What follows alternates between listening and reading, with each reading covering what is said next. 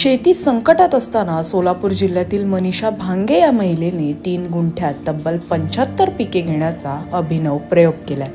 यामध्ये पालेभाज्या, फळझाडे, फुलझाडे आहेत। 3 गुंठ्यातील शेतीतून त्यांनी आपल्या कुटुंबाची पालेभाज्या, फळभाज्याची गरज पूर्ण केली आहे। सोबतच आर्थिक उन्नतीसाठी नगदी पिके देखील घेतली आहेत। पूर्वीच्या काळी पारंपरिक पद्धतीने नैसर्गिक शेती केली जात होती। त्या शेतीचं आजच्या आधुनिक युगात अत्यंत असं महत्त्व आहे। हीच शेती आपल्या सोलापूर जिल्ह्यातील मनीषाताई भांगे या महिलेने जवळपास 3 गुंठ्यात 75 पिकाची लागवड करून त्यांनी ही शेती विकसित केलेली आहे। ही शेती नेमकी कशी केली जाते या संदर्भाने आपण त्यांच्याकडून माहिती घेणार आहोत।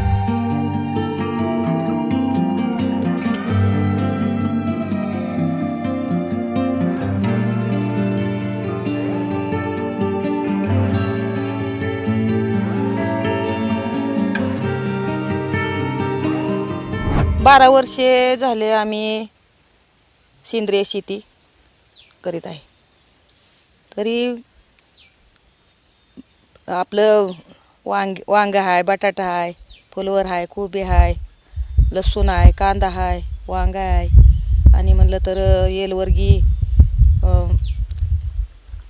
कारल्याची वेल आहेत आणि म्हणलं तर घेवडा आहे, पावटा आहे, वाटाणा आहे आणि हिरवी मिरची आहे आणि पुन्हा आम्ही घरच्या घरीच आलं पण लावतो, बटाटा पण लावतो, तांबाटी, चिरी तांबाटी, आपली साधी तांबाटी, वेगवेगळ्या प्रकारची वांगी आणि म्हणलं तर पालेभाजी, पालक, शापू, चुका, मेथी, काय सर्व जेवढ्या आपण पिकवतो बाजारातून आणतो एवढ्या सर्व वस्तू म्हणजे भाजीपाले आम्ही घरच्या घरीच पिकवतो।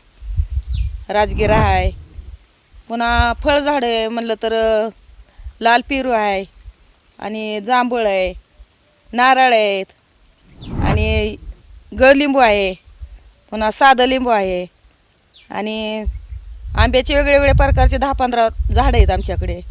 पुन्हा अंजीर आहे, जांभूळ वेगळ्या प्रकारचे आहेत आणि अंजीर आहेत आणि पुन्हा फुलाची झाडे आहेत, शेवंती आहे, जाईजुई आहे, मोगरा आहे, सर्व प्रकारची फुले बी देवासाठी लागतात मला आणि वेगवेगळ्या प्रकारच्या तुळशी पण आहेत। त्या 4 प्रकारच्या तुळशी आहेत आमच्याकडे। वृंदावनी एक आहे, पुन्हा काशी तुळस एक आहे, राम तुळस आहे, कृष्ण तुळस आहे। फळे फुले सगळ्या आपल्या घरच्या कुटुंबासाठी लागणाऱ्या वस्तू आहेत म्हणून आम्ही मी स्वतः सगळं करते। म्हणजे एकदम स्वच्छ ठेवणं, जीवामृत करणं, गांडूळ खत हे सर्व काय घालणं, शेतीला नेहमी खुरपणं, कोळपणं मी स्वतः सगळं करते। पुन्हा काय आपल्याला पाहिजे ती स्वतःच मी करीत असते। मंजूर लावून जास्त शेती परवडत नाही, त्याच्यामुळं आम्ही स्वतःच मी स्वतः घरी रात्रंदिवस सारखं म्हणजे लय मेहनत घेते का शेतीची मेहनत घेतली तरच आहे शेती, नाही तर काय सगळ्यात मग काहीच येत नाही। आणि मग आपण येत नाही म्हणून ओरडत बसायचं आणि आराम घ्यायचं गरजच नाही। आपल्याला ही जीवन देवाने एवढं अनमोल जीवन कशासाठी दिलेलं आहे की तुम्ही कष्ट करा, त्यातून तुम्हाला काय पाहिजे ते देतो। नुसतं बसून काय सुद्धा फायदा होत नाही, उलट नसलेला आजार लागतो। त्याच्यासाठी प्रत्येकाने थोडं तरी आबदलं पाहिजे, शेती केली पाहिजे किंवा आपल्या बांगल्याच्या कडेने होणं पण आबदत राहिलं पाहिजे। तरीसुद्धा पाणी त्याची मेहनत केली का सर्व काय ठीक चांगलं येत नाही म्हणून असं हातपाय गाळून बसायचं नाही। सारखं करीत राहिलं तर त्याला यश मिळतंच आणि फायदा होतोच। म्हणून नेहमी माणसाने काय ना काय धडपडत राहिलं पाहिजे आणि TV बघणं, मोबाईल बघणं ह्याच्यापासून थोडं दूर राहिलं पाहिजे, नाहीतर त्याच्यापासून नसलेले आजार, नसलेले रोग लवकरच 100 वर्ष जगण्यापेक्षा 50 वर्षातच जावं लागतंय। आपल्या मुलाबाळांना पण संस्कार चांगलं लागत नाही ते तसं आपण काय बी बोलत। आपण स्वतः जर सुरुवात केली तरच लहान मुलांना सुद्धा तीच आपण जे करतो तीच मुलं पण करतात, त्यांच्या डोक्यात लगेच रुजतं। त्याच्यामुळं लहानपणीच आपल्या मुलांना असलं वाईट काय दिसता कामा नाही। काय आपली आईसारखी मोबाईल बघते म्हणून आपले लेकरं बी मग तीच बघत बसणार, TV बघते TVच बघत बसणार। आईनं शेतात काम केलं काहीतरी आबदलं तर ते लेकरांना सुद्धा तिची आवड लागते। म्हणून माझं म्हणणं आहे की सर्वच महिलांनी किंवा माणसांनी, मुलांनी, सगळ्यांनी असं सुधारणा केली तरच आहे नाही जीवन, नाहीतर काय जीवन आलं काय 4 दिवसातच गेलं काय, त्याचा काहीच फायदा होणार नाही. म्हणून माझं एवढंच सांगणं आहे की तुम्ही करीत राहा, काहीतरी धडपडत राहा, काहीतरी करीत राहा. तुम्ही 24 तासातनं निदान 2 तास तरी केलं तरी पुरे होतं आहे तेवढं. आमच्याकडे काय पाहिजे ती आहेच, म्हणजे 75 पिके आहेत आमच्याकडे. मग आता जर ती सर्व जर एका पेननी घेऊन असं मांडलं तर ती एकदम तेवढी त्याच्यापेक्षा पण जास्तच भरतील.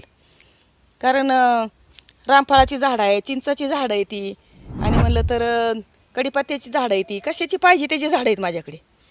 पण मी स्वतः सारखे करीत राहते, आपदत राहिलं पाहिजे. आराम हे हराम आहे, म्हणून माणसाने नेहमी कष्टात जेवढी वेळ घालचाल तेवढं त्यात खुशी मिळेल.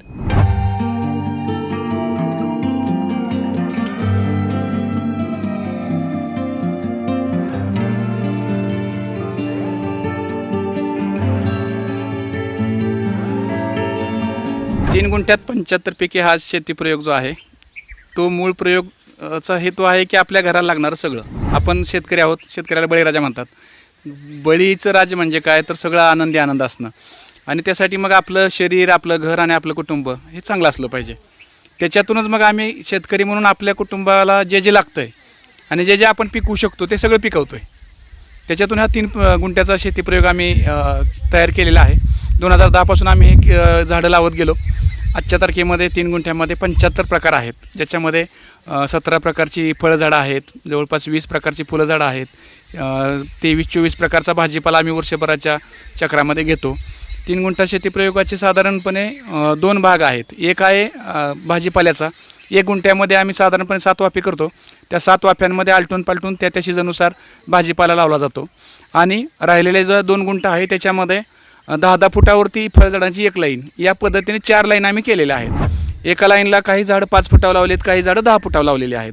जे मोठी पसरणारे ती 10 फुटावर लावलेत, आणि जे छोटे आहेत अंजिरासारखी तर ते 5-5 फुटावर लावलेले आहेत. साधारणपणे 3 गुंठ्यामध्ये 42 झाडं बसलेली आहेत अंतराच्या ह्याच्यानुसार. आणि सूर्यप्रकाश जिथपर्यंत पोचतो तिथं काही ना काही वनस्पती उगवू शकते, ह्याच्यावरती आमचा विश्वास आहे. कारण शेती हे आमचा मूळ व्यवसाय आहे. त्यामुळे सूर्यप्रकाशाची ताकद ओळखून आम्ही जिथंही जागा दिसते जिथं सूर्यप्रकाश येतो तिथं मग फुल लाव, वेल लाव, औषधी वनस्पती लाव असं केलेलं आहे. त्यामुळं 1 गुंठ्यामध्ये भाजीपाला आणि राहिलेल्या 2 गुंठ्यामध्ये फळझाडं, आणि फळझाडांच्या बाजूला वेली, दोडका घेवडापासून वेगवेगळ्या प्रकारचे वेली त्या झाडांवरती आम्ही चढवून दिलेल्या आहेत. त्यानंतर औषधी वनस्पतींचं आम्ही त्याच्यामध्ये वेगळं क्षेत्र केलेलं आहे. लगेच दवाखाना ह्या कन्सेप्टपेक्षा आपल्या घराला लागणार जे काही प्रायमरी औषधोपचार असू शकतात ते आपल्या इथंच तुळस असेल, कोरफड असेल, पुदिना असेल, शेवगा असेल, अक्कलकारा असेल, मधुनाशिनी असेल, तर असे वेगवेगळे औषधी वनस्पती पण आपल्या घराच्या बाजूला जर सांभाळल्या तर लगेच दवाखान्याकडे पळायची लोकांची घरं भरायची गरज नाही आहे. हे सगळं 3 गुंठ्यामध्ये आम्ही केलेलं आहे. 14 वर्षानंतर आम्ही एवढं सांगू शकतो आहे की साधारणपणे ह्याच्यातून वर्षाला 30 ते 32 हजार रुपये आपल्या एका कुटुंबाचे वाचू शकतात. आणि हे सगळं सेंद्रिय पद्धतीने आहे, त्यामुळे कुठल्याही प्रकारचं 1 रुपयाचं विष आपल्या शरीरामध्ये जात नाही. आणि आपली जेवढी गरज आहे तेवढ्या गरजेचा भाजीपाला आपल्याला मिळू शकतो. रोज ताजी फळं मिळू शकतात. आता जरी आपण बघितलं तर आज जर तुम्ही माझ्या इथं आला तर 11 ते 12 प्रकारच्या भाज्या तुम्ही लगेच दुपारी जेवणामध्ये खाऊ शकता. 6 ते 7 प्रकारची फळं तुम्ही आता इथल्या इथं खाऊ शकता. फुलं पाहिजे तेवढं छानपैकी हार करून, गजरे करून घेऊन जाऊ शकता, किंवा गुलकंदसुद्धा बनवू शकता. आणि हे सगळं तुम्हाला सतत मिळत राहणार आहे. आज आमची अवस्था अशी आहे की आम्ही शेतकरी आहोत, पण भाज्या आम्ही विकत आणतो. का?